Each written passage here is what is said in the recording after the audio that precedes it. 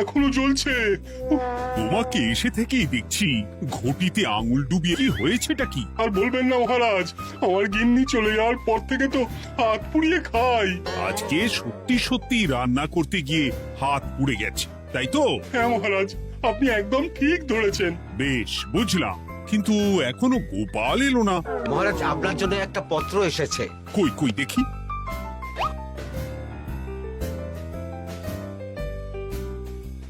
ঠিক আছে, তুমি এখন এসো।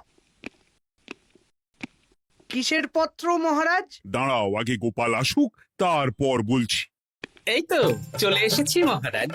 দেখুন, আজকেও দেরি। আপনি কিছু গোপালকে বলেন না বলে লাই পেয়ে পেয়ে গোপাল আপনার মাথার উপরে উঠে গেছে। আমার নাম কি চুল নাকি যে মাথার উপরে উঠবো? আপনিও পারেন বটে। আমার নিজেরটাকেই চুল নেই। বাদ দাও, শোনো, আমি একটা নিমন্ত্রণ পত্র পেয়েছি। পাহাড়পুর রাজ্যের জমিদার বল্লভ নারায়ণ আমাকে নিমন্ত্রণ করেছেন। এ তো বেশ সুসংবাদ মহারাজ। পাহাড়পুর অপূর্ব সুন্দর রাজ্য, আপনি ঘুরে আসুন মহারাজ। না না না না না, আমি একা যাব না, তোমাকেও যে যেতে হবে। আজ বিকেলেই বেরোবো, তুমি জামা কাপড় গুছিয়ে রেখো। এ আমার পরম সৌভাগ্য মহারাজ। এ কি মহারাজ, গোপাল কেন যাবে? আমি কি দোষ করেছি? আমাকেও নিয়ে চলুন। না না না, তুমি রাজ্যের মন্ত্রী, আমি বেশ কিছুদিন থাকবো না, তাই রাজ্যটা তোমাকেই সামলাতে হবে। আচ্ছা আচ্ছা, আপনি তো রানীমাকেও নিয়ে যেতে পারতেন। আমি কোথায় কাকে নিয়ে যাব সেটা আমার একান্তই ব্যক্তিগত ব্যাপার। তুমি বেশি বোঝাতে এসো না মন্ত্রী। বেশ।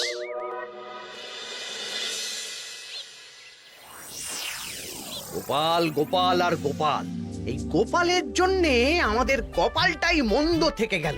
মন্দ না, বলুন বন্ধ থেকে গেল। সব সুযোগ ওই গোপাল পাবে, আর আমাদের বেলা ছাই।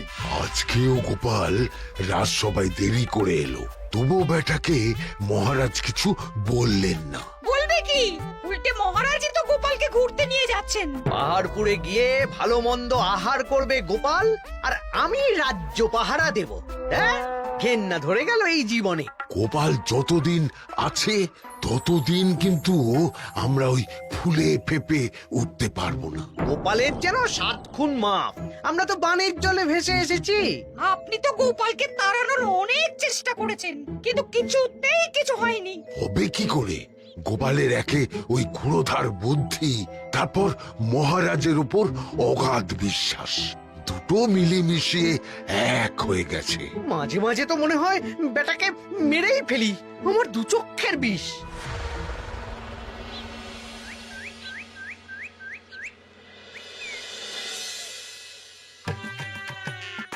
বলছি গিন্নি, কি এত তুমি পোটলায় বাঁধছো বলো তো? এত দূরের রাস্তা, তাই শুকনো খাবার ভালো করে বেঁধে দিচ্ছি। হ্যাঁ, তা কি কি দিয়েছো শুনি? ভিজে চিড়ে দিয়েছি, মুড়ি, নারকোল কুচো, চিনি দিয়েছি। হ্যাঁ, ব্যাস, আর কিচ্ছু দিতে হবে না। আমার সাথে তো মহারাজও যাচ্ছেন। আমি একটু বেশি করেই দিয়েছি গো। দূর, সে কথা বলিনি। মহারাজ যাচ্ছেন তো, তাই মহারাজও নিশ্চয়ই রাজবাড়ি থেকে ভালো মন্দ খাবার নিয়ে আসবেন। যে যার নিজের তালে থাকে। কি আর করবো গিন্নি, উদরকে আদর করে যা সুখ তার অন্য কিছুতে নেই। বেশ বেশ, সাবধানে যেও। হ্যাঁ, তুমিও সাবধানে থেকো কিন্তু। আর নাতনি নাতনিগুলো এলে তাদের জানিয়ে দিও যে দাদু বেশ কিছুদিন থাকবে না। ঠিক আছে গো, ঠিক আছে। সাবধানে যাবেন মহারাজ।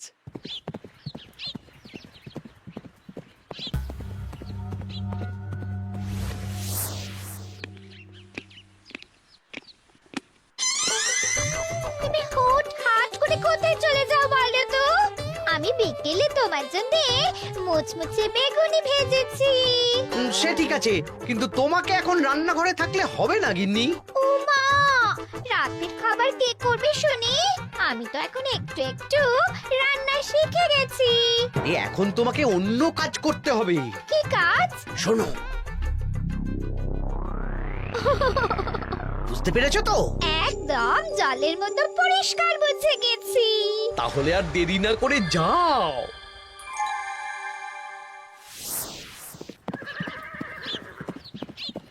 মহারাজ একটা কথা বলতে পারি? বলো গোপাল। আমরা পাহাড়পুর জমিদার বাড়িতে যাচ্ছি কেন? তুমি তো জানো আমাদের সেনাপতি এখন একা একাই নিজের সংসার সামলায়। হ্যাঁ, ওই ঘটনার পর থেকে তো সেনাপতির জন্য ভালো পাত্রীও পাওয়া যায়নি। পাহাড়পুরের জমিদার বল্লভ নারায়ণের একমাত্র কন্যা এখন বিবাহযোগ্যা, তাই আমি আর তুমি দেখতে যাচ্ছি। সেনাপতিকেও সাথে নিয়ে গেলে হতো। না, আগে আমরা যাব, মেয়েটা কেমন সেটা বিচার বিবেচনা করে ফিরে আসবো। তারপর যদি সেনাপতি রাজি হয় তখন আমরা বাকি ব্যবস্থার দিকে এগোবো, তাই তো?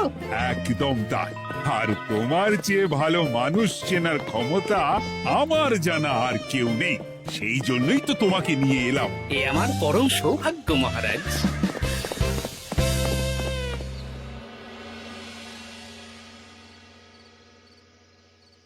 প্রণাম রানীমা। আরে মন্ত্রী গিন্নি যে, বলো বলো। এই কিছু বেগুনি ভেজেছি, তাই আপনার জন্য নিয়ে এলাম রানীমা। সরলা, তুমি ওটা রান্নাঘরে নিয়ে যাও। আচ্ছা রানীমা। ওমা, এই গয়নাটা পরে কি সুন্দর লাগছে আপনাকে। নতুন নিলেন? না না, বছরখানেক আগে বিবাহ বার্ষিকীতে মহারাজ গড়িয়ে দিয়েছিলেন। একটা কথা বলবো রানীমা? বলো না, কি বলবে? আমার মনে হয় আপনাকে আমাদের মহারাজ না আর আগের মতন ভালোবাসেন না। এই কি কথা বলছো তুমি? খোলা চোখে যা মনে হয় তাই বলেছে রানীমা। এই দেখুন না, মহারাজ হঠাৎ পাহাড়পুরে ঘুরতে চলে গেলেন আর আপনাকে নিয়ে গেলেন না। নিশ্চয়ই কোনো কাজ আছে, তাই আমাকে নিয়ে যাননি। ওই তো, এত ছাড় দিয়েছেন বলেই তো পার পেয়ে বসেছে। অপরাধ নেবেন না রানীমা। মহারাজ সব ব্যাপারে শুধু গোপাল আর গোপাল, কিন্তু বাড়িতে যে আপনিও আছেন সেটা মহারাজ খেয়ালই করেন না। আসলে গোপালকে মহারাজ খুবই স্নেহ করেন তো। আপনি আগে না গোপাল আগে?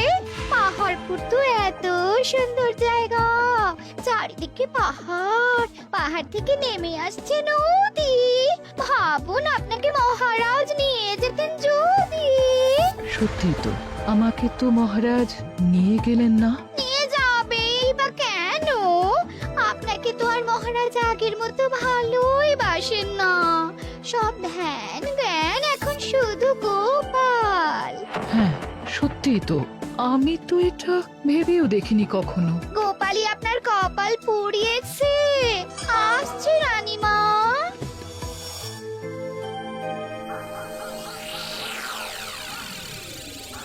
কি গো গিন্নি, আমি যেমন যেমন বলেছি তুমি তেমন তেমন রানীমাকে বুঝিয়েছো তো?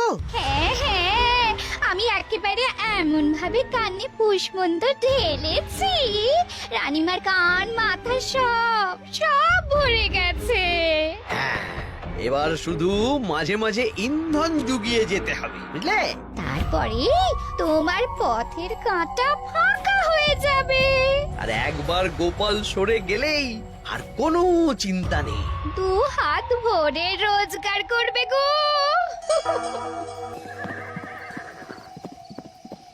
কি কেমন লাগছে যাত্রা? বেশ ভালোই মহারাজ।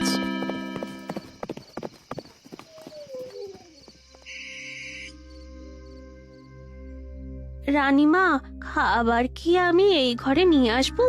না, আজ আমি কিচ্ছু খাবো না, কিচ্ছু না, খিদে নেই, যাও। এ কি রানীমা, আপনি তো সেই দুপুরের পর কিছুই খাননি। তোমাকে একবার কিছু বললে তুমি বুঝতে পারো না? বলেছি তো আমার খিদে নেই, আমাকে বিরক্ত করো না, যাও।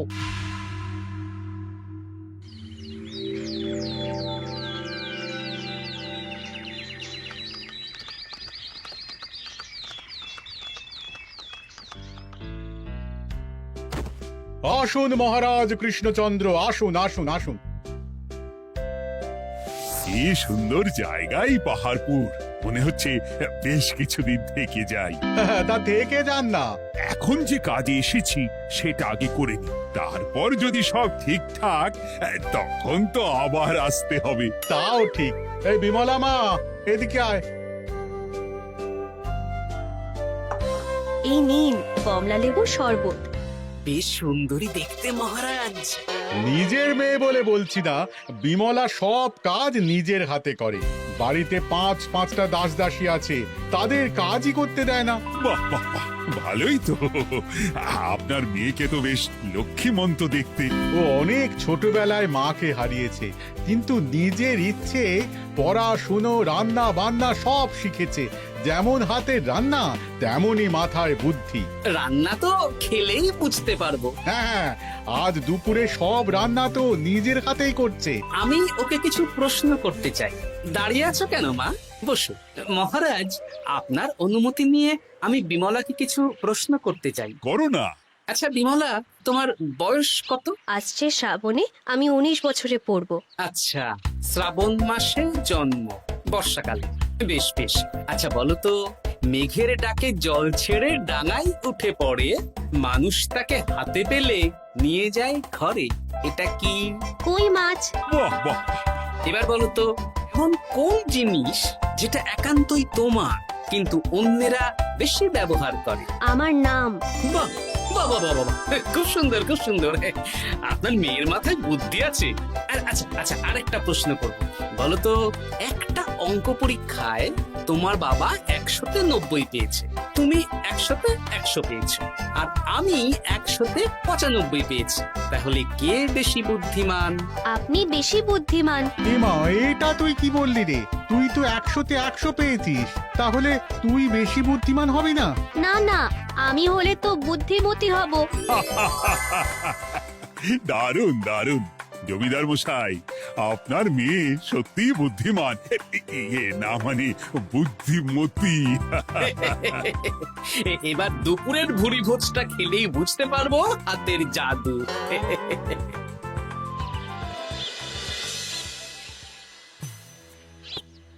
রানীমা, বেলা হয়ে গেছে, এভাবে না খেয়ে থাকবেন না, আপনার শরীর খারাপ করবে। তোমাদের মহারাজ আসুক, তারপরে খাবো। যতদূর জানি মহারাজ আগামীকাল সকালে ফিরবেন। বেশ, আমাকে একটু শরবত করে এনে দাও, আর কিছু খাবো না। আচ্ছা রানীমা। বুঝলি, আজ পুকুর ঘাটে গিয়ে যা শুনলাম না। কি শুনলে? রানীমা গতকাল বিকেল থেকে কিচ্ছু খাচ্ছেন না, মহারাজের ওপর রাগ করে। এখন রানীমার রাগ, এরপর ভাগ গোপাল ভাগ।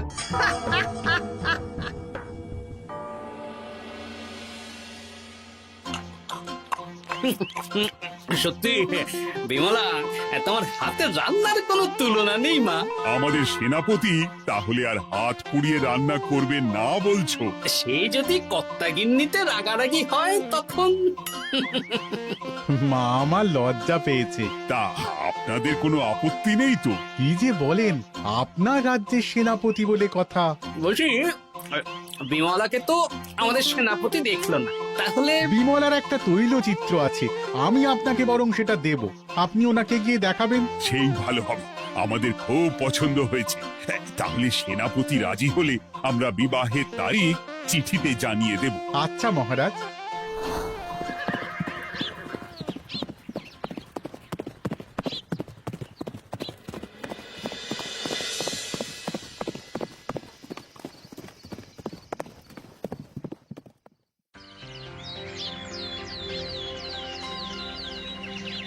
মহারাজ, আমি তাহলে আসি। যাওয়ার পথে আমি সেনাপতির সাথে কথা বলে নেব। হ্যাঁ হ্যাঁ গোপাল, এসো। বেশ ভালোই কাটলো পাহাড়পুরে। হ্যাঁ মহারাজ, অনেক ধকল গেছে, যান গিয়ে বিশ্রাম নিন।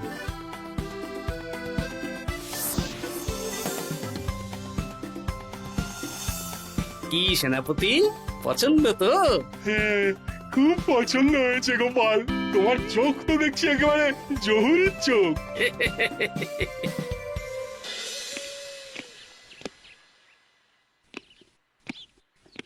চিরটা কাল আপনি ওই গোপাল গোপাল করে কাটিয়ে দিন। কি হলো? রানীমা গত পরশু থেকে কিচ্ছু খাননি, গতকাল একটু শরবত খেয়েছেন শুধু। কেন, কি হয়েছে? দেখুন মহারাজ, সহ্যের একটা সীমা আছে। আরে, আমার তো কিছুই মাথায় ঢুকছে না। মাথায় শুধু গোপাল থাকলে আমার কথা ঢুকবে কি করে মহারাজ? আপনি আমাকে আর আগের মতো ভালোবাসেন না মহারাজ। এসব কি বলছো রানী? ঠিকই বলছি, আপনি খেয়ালই করেননি যে আমি গলায় আপনার পছন্দের পান্নার হার পরেছি মহারাজ? আরে আমাকে বলার সুযোগ দেবে তো। দেখুন, আপনি পাহাড়পুরে ঘুরতে গেলেন, গোপালকে নিয়ে গেলেন।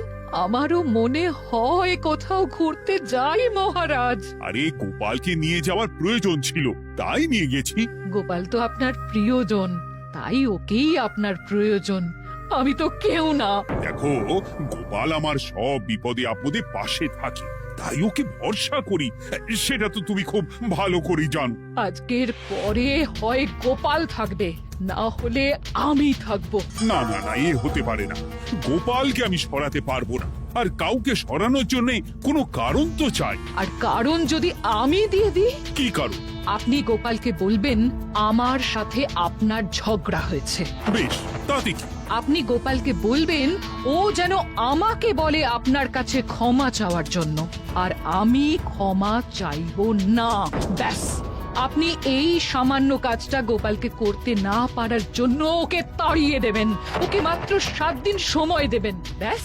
ঠিক আছে, আমি এক্ষুনি গোপালকে ডেকে পাঠাচ্ছি।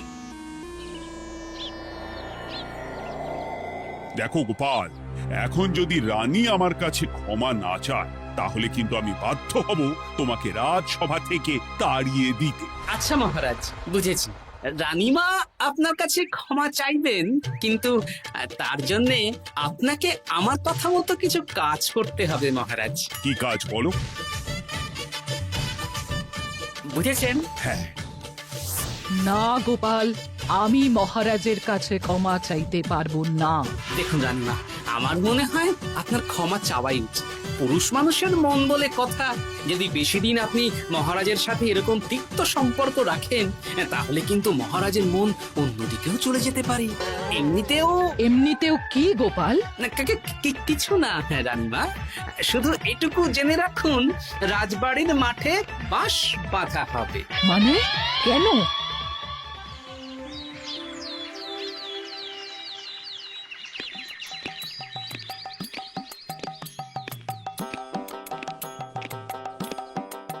আসতে পারি মহারাজ? হ্যাঁ, এসো এসো। বলছি, আমি তাহলে জমিদার বাড়িতে বিবাহের দিনক্ষণ ওই চিঠি লিখে জানিয়ে দিচ্ছি। হ্যাঁ, জানিয়ে দাও গোপাল। আর কি কি কেনাকাটা করতে হবে সেটার একটা তালিকা বানিয়ে ফেলো। আচ্ছা মহারাজ, মেয়ের শাড়ি আপনি নিজে পছন্দ করে কিনবেন তো? হ্যাঁ, ওই শাড়িওয়ালাকে আজকে দুপুরেই আসতে বলো। আচ্ছা মহারাজ। বিয়ের শাড়ি, কেনাকাটা, এসব কি মহারাজ? সেসব বলা যাবে না রানী, সময় হলে জানতেই পারবে। তবে বিমলাকে অপরূপ সুন্দরী দেখতে, এটুকু বলতে পারি। দেখুন তো মহারাজ, ওই টোপরটা ঠিক আছে কিনা? একদম ঠিক আছে, খুব সুন্দর। শাড়িওয়ালা এক্ষুনি আসছে। আসছি মহারাজ। এসো এসো। তার জন্য শাড়ি লাগবে মহারাজ? রানীমার জন্য? না না, বিমলার জন্য। বিমলাকে? এক অপরূপা তরুণী, বুদ্ধিমতীও আছে, ধীর স্থির, ঝগড়া করে না। বেশ, অনেক হয়েছে মহারাজ। দোহাই আপনার, আপনি দ্বিতীয় বিয়ে করবেন না। আমি ক্ষমা চাইছি। কি বলছো রানী? আমি বুঝতে পেরেছি, আমি আপনাকে গোপালের নামে 2-4 কথা শুনিয়েছি বলে আপনি বিয়ে করতে চলেছেন। আমি আর রাগারাগি করব না, আমাকে ক্ষমা করুন। ব্যাস, রানীমা ক্ষমা চেয়ে নিয়েছেন, মানে আমার চাকরিটা থাকছে। হ্যাঁ গোপাল, হ্যাঁ, দোহাই তোমার, মহারাজকে বিপথে চালিত করো না। আরে দূর, আমি বিয়ে করছি নাকি? বিয়ে তো হবে সেনাপতির। ওর জন্যই তো পাত্রী দেখতে পাহাড়পুরে গেছিলাম, গোপাল আর আমি। তার মানে মন্ত্রীর বউ আমাকে ভুল বোঝালো?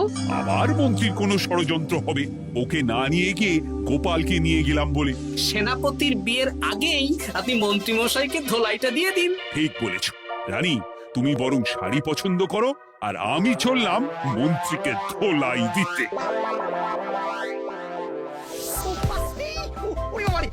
তুমি এত নীচ, হ্যাঁ? তোমার গিন্নিকে দিয়ে রানীর কানে বিষ ঢালা।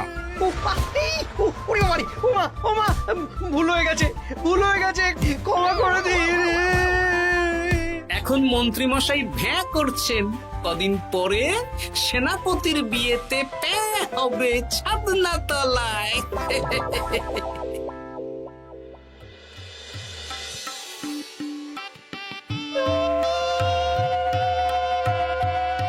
এবার মালা বদল হবে। এবার বুঝবে মালার কি জ্বালা। কি বললে? হ্যাঁ